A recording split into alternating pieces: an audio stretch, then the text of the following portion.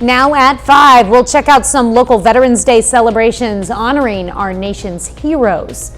Plus, we'll meet a Southeast Kansas high schooler who just won the first ever Spanish Creed speaking contest for the National FFA organization. And Israel agrees to a daily pause in fighting. I'm Willie James Inman in Washington with details on what it may mean for efforts to free hostages taken by Hamas. The 4 states' most watched news starts now. Veterans Day is tomorrow, so the city of Parsons, Kansas today gathered together to honor our nation's heroes. This is KOAM News at 5. I'm Tanya Bach. The Parsons Area Chamber of Commerce held a Veterans Day parade downtown. Veterans were encouraged to come walk with or ride on floats in the parade. The parade was led by the Labette Community College Spirit Squad and students honoring those who served. I think that it's a really great way for our community to come together and thank our veterans and acknowledge the sacrifices that they and their families have made for us. The parade started on Central Avenue before going down Main Street and winding back around to end on Central. Galena High School also honored veterans today. The school held its 17th annual Veterans Day celebration. Local veterans were invited to attend, where students and staff gave speeches and recognized those who risked their lives for our freedom. For our students, it's a great event so they can see what a lot of these folks have did to preserve our freedoms. You can find a list of Veterans Day events in the 4 states on our website at koamnewsnow.com/events. A Uniontown High School sophomore wins the first ever National FFA Spanish Creed speaking contest. The competition, which also has an English version, aims to develop public speaking abilities, highlighting the organization's values and beliefs. Maria Cibrian Vasquez is the only Hispanic student at Uniontown High School. Now, Kansas does not yet offer the Creed contest in Spanish, but she had the chance to represent Uniontown in Indianapolis after transferring from California in the fall. It was at the beginning, coming here and being the only Hispanic here, it was pretty hard, Sometimes, people aren't very nice and you just have to adapt to it, So, I gained everyone's respect, and now, I even go to gas stations and people just recognize me and they're like, oh, you're the one who won the Creed. Like, it's just amazing. I think anytime that a student sees another student, especially from their school, have success at that level, I feel like it can be motivating for them and they want to experience something similar to that. 32 students from 16 states competed in the National Spanish Creed competition. FFA membership includes more than 100,000 Hispanic and Latino members. Well, Chief Meteorologist Doug Hetty joining us now with a first look at your forecast. Well, it definitely turned out to be a nice one for us today. A little bit on the chilly side, but still overall, it was a pretty good day. We've had quite a bit of sunshine. Looking outside, Joplin 56, 55 in Pittsburgh. Kind of stinks seeing it get dark this early.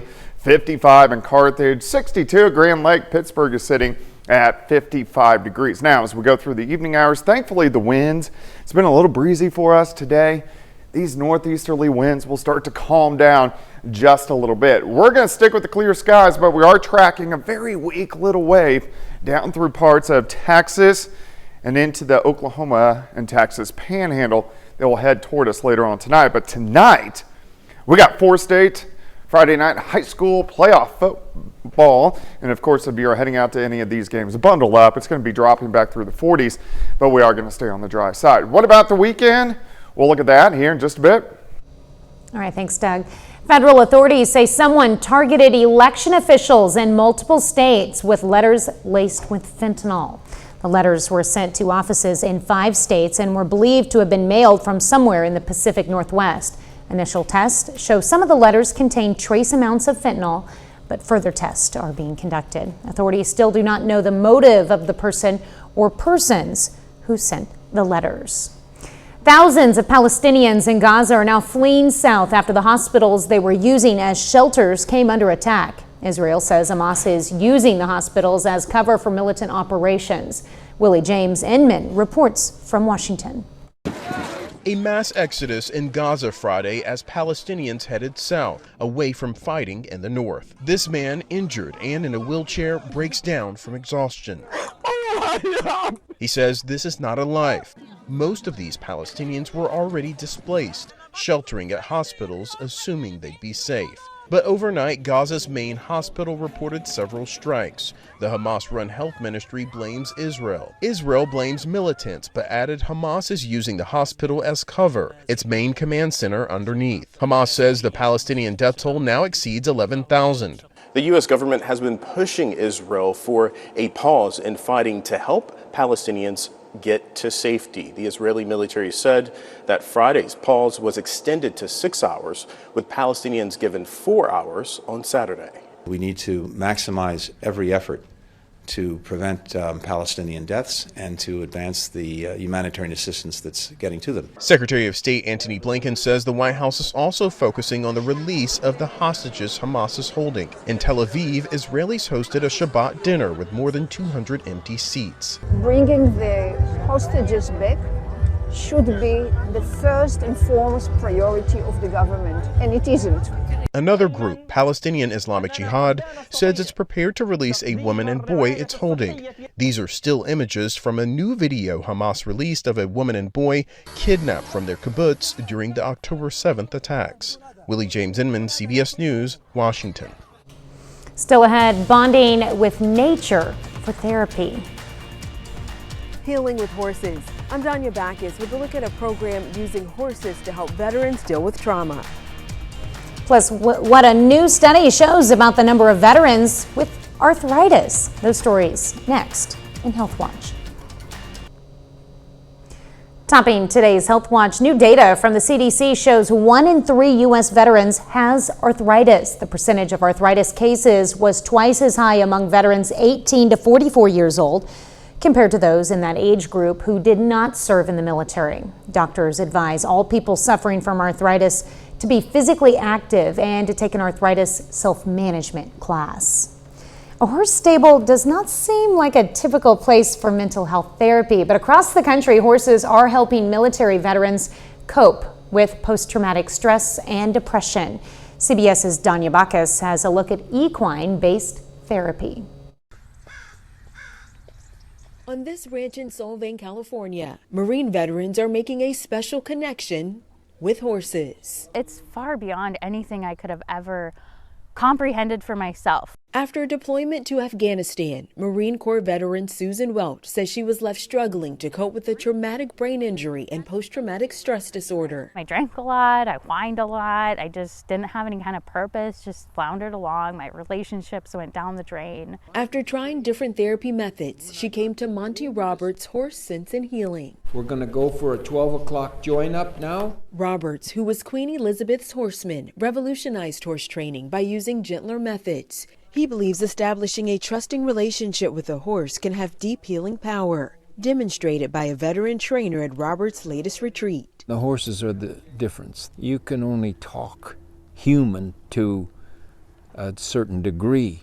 The horses can speak human better than we ever thought of it. A recent study by the Columbia University Department of Psychiatry shows equine therapy significantly reduces PTSD and depression among veterans. What I've experienced here is horses reflect what's going on inside of you. So if you're nervous and you want that horse to be with you, you got to let some of that go. Susan says finally learning to let go transformed her. If I want the horse to trust me, what am I going to offer them? You have to be willing to give that vulnerability, and it's impacted my relationship with my kids and family and friends. A change she feels wouldn't have been possible without her experiences on this ranch. Danya Backus, CBS News, Solvang, California. Veterans do not need experience with horses to participate in horse therapy. They can also participate in sessions with immediate family members. Well, sitting too much may send you to an early death, putting you at a higher risk for obesity, type 2 diabetes, and other health issues. While one fairly obvious solution is to exercise, another may surprise you, and that's sleep. Swapping just 30 minutes of sitting for 30 minutes of sleeping each day lowered overall body mass by nearly 1 pound and cut about 2/3 of an inch from waistlines. Well, your child's sleep habits may be genetic. New research on genetics and children's sleep disorders found kids genetically predisposed to insomnia had more sleep issues, such as difficulty falling asleep or frequently waking up during the night. It's the first study providing evidence that genetic susceptibility to being a poor sleeper can also be found early in life.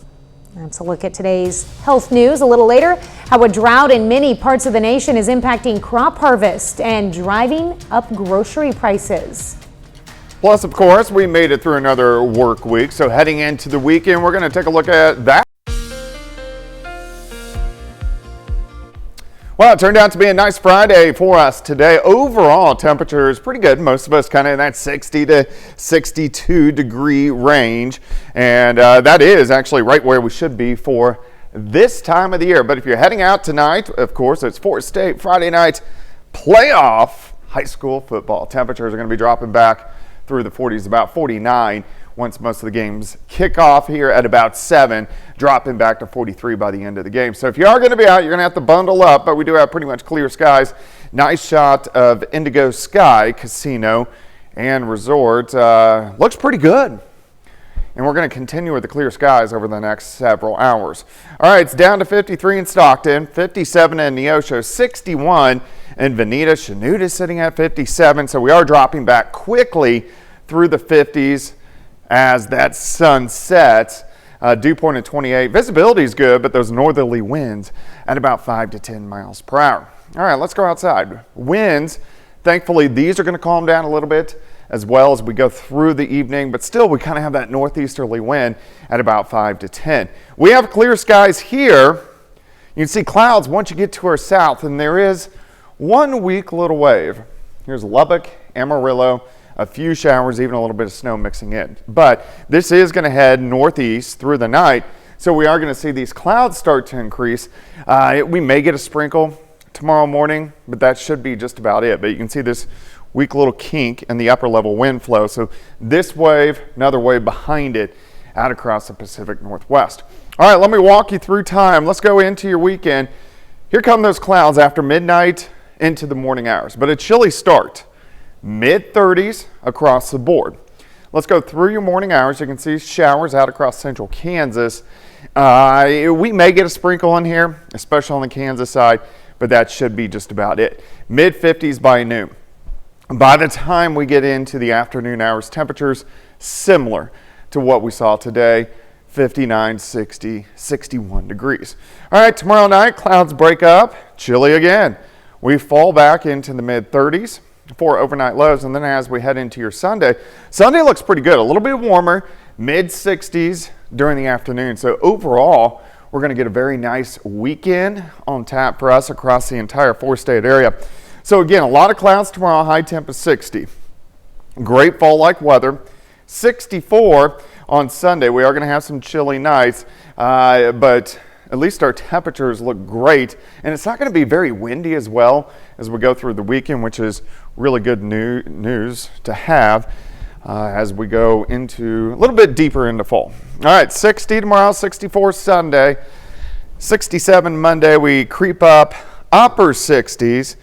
Tuesday and Wednesday, I really don't even see a chance for rain until maybe next Friday, but we're going to be talking a little bit more about that and a big change in the pattern right before Thanksgiving. All coming up here tonight at 6. It's almost a perfect forecast. It's pretty good. It's hard to beat. Yeah, so. I like it. Let's keep it up, Doug. All righty. Doing good. All right, thanks, Doug. Well, coming up, why you could be paying less in taxes next year. Topping today's Consumer Watch, changes are coming to federal taxes for next year, which could help most Americans hold on to more of their income. The IRS announced new tax brackets for 2024 and boosted the income thresholds for each bracket, accounting for inflation. It means some people could benefit by being able to remain in a lower tax bracket, especially those who receive only a cost of living raise.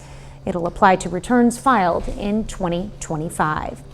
As the holiday shopping season kicks off, online spending is making year-over-year gains, according to Adobe Analytics. Online shopping has seen a 6% increase over 2022 and nearly a 14% increase from September. Consumers spent $76.8 billion on online shopping in October. Early holiday discounts and promotions appear to have been the driving factor. Well, how much do you leave as a tip at a restaurant? A majority of Americans say 15%. That's according to a Pew Research poll of 12,000 Americans. 57% of those surveyed say they tip 15% at a sit-down restaurant. A quarter of people leave 20% or more, and 2% say they don't tip at all. Extreme weather, including drought, is once again affecting parts of the nation. Farmers across the South and other areas have seen crops die because of too much heat and not enough rain. That means a smaller harvest could lead to higher prices at the store. Mark Strassman has the story. In northeast Louisiana, this row crop harvest peeks through a dust cloud. Soybeans, or as farmer Jack Daly calls them, poverty peas. This one's got a piece of a bean in it, but they're not what we've been used to. Over the summer here in Franklin Parish, 27 days of triple-digit heat baked crops. Making matters worse, between mid-July and the end of August, no rain for nearly 6 weeks, not a drop. Daly's losses about 15% of his average soybean yield per acre. Another issue for these soybean fields. It never really cooled down at night during the scorcher of a summer. That further stressed these beans, which further stressed these farmers. Those without field irrigation harvested a near total loss in yield per acre. Average probably anywhere from 50 to 60 bushels of soybeans a year, and some of them probably didn't harvest 11 bushels. A fact of farm life from California to Minnesota to Mississippi and farmers like Van Hanserling. It probably took 2/3 of the cotton crop and probably half of the peanut crop. His losses alone, about $1.2 million.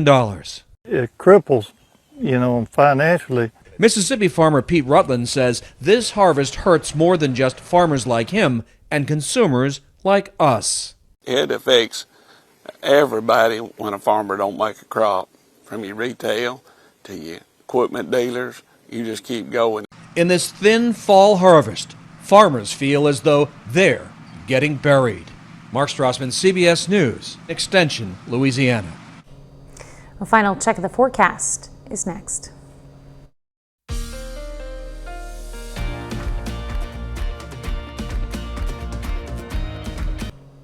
Up next on the CBS Evening News, Steve Hartman goes on the road to tell the story of one Army sergeant who will live on for generations. And then on KOAM News at 6, we'll have more on the Uniontown, Kansas high schooler who won the National Spanish Creed Speaking Contest.